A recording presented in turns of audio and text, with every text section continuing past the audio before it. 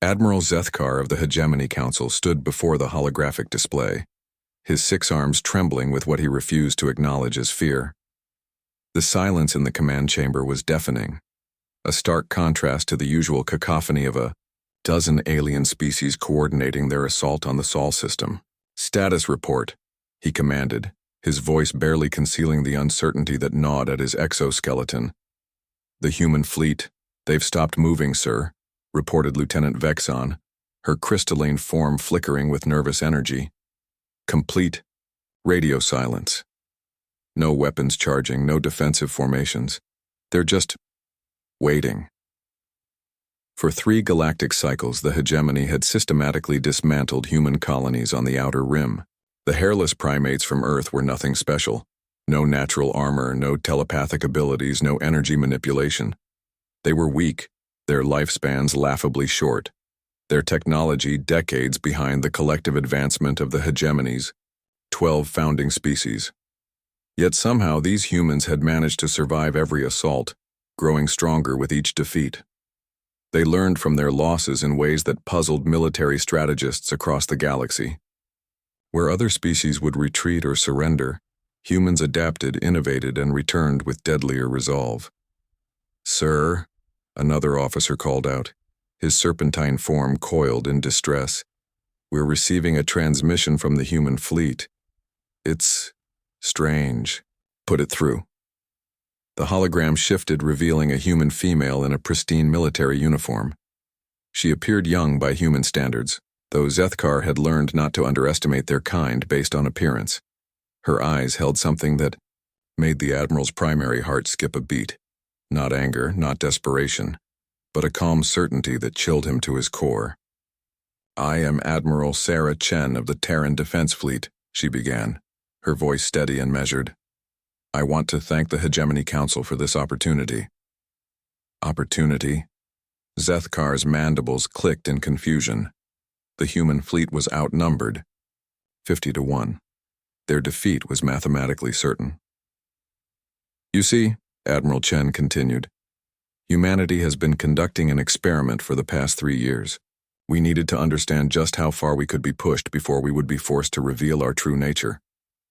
The transmission flickered, and suddenly, every human ship in the vicinity began to change. Their hulls, previously gleaming metal, began to shift and flow like liquid mercury. The familiar configurations of human warships dissolved, revealing something else entirely, something that made several officers in the command chamber step backward in instinctive terror. "The weapon we're about to deploy isn't a bomb or a beam," Chen explained as the metamorphosis continued. "It isn't even a traditional weapon by galactic standards. You see, Council? Humanity's greatest strength has never been our technology or our physical capabilities." Zethkar watched in growing horror as the human ships completed their transformation.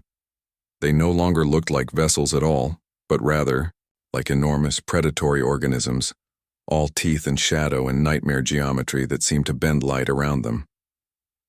"Our greatest weapon," Chen's voice echoed through the silence, "is our capacity for absolute, uncompromising violence when everything we love is threatened."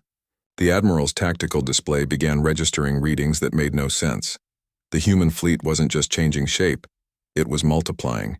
Each ship was dividing, spawning copies of itself that defied every known law of physics and resource management.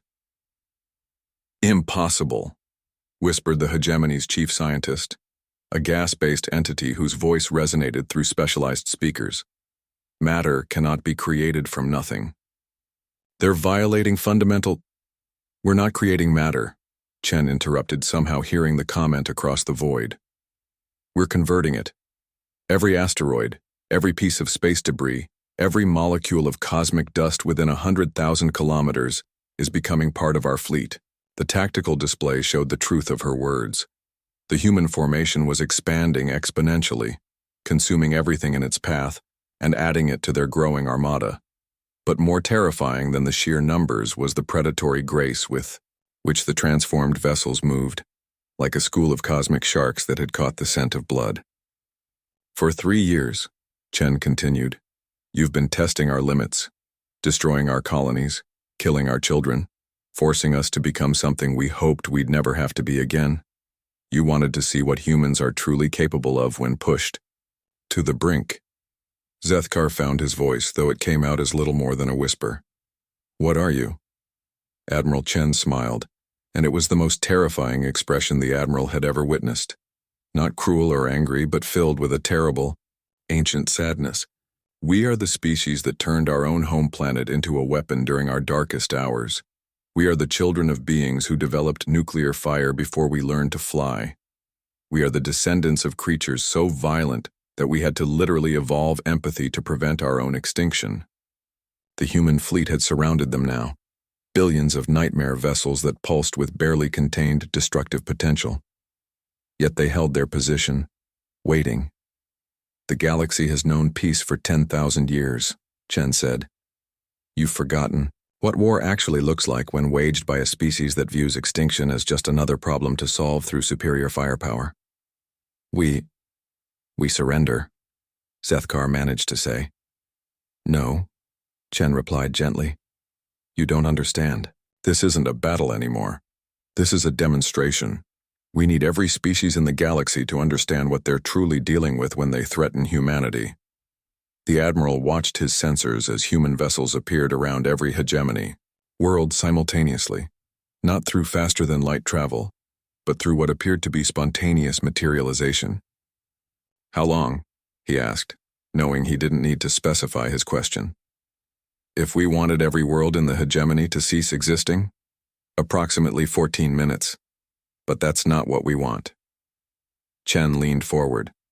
What we want is for the galaxy to remember this moment, to remember the day humanity showed you what we really are beneath all our talk of peace and cooperation. The demonstration lasted exactly 1 hour.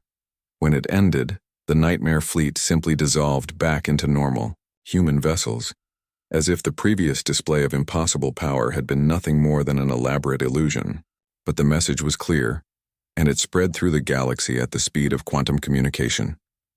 Humanity was not the weak species they had pretended to be. They were something far more dangerous, predators who had chosen to be prey until the moment that choice was taken from them. The hegemony formally surrendered 3 days later. The war crimes tribunals would last for years, but across the galaxy a new understanding emerged. Humanity's greatest weapon was not their technology or their numbers. It was their willingness to become monsters to protect the things they loved. And in the depths of space, the stars themselves seemed to whisper a new truth. Never again would anyone make the mistake of confusing human restraint with human weakness.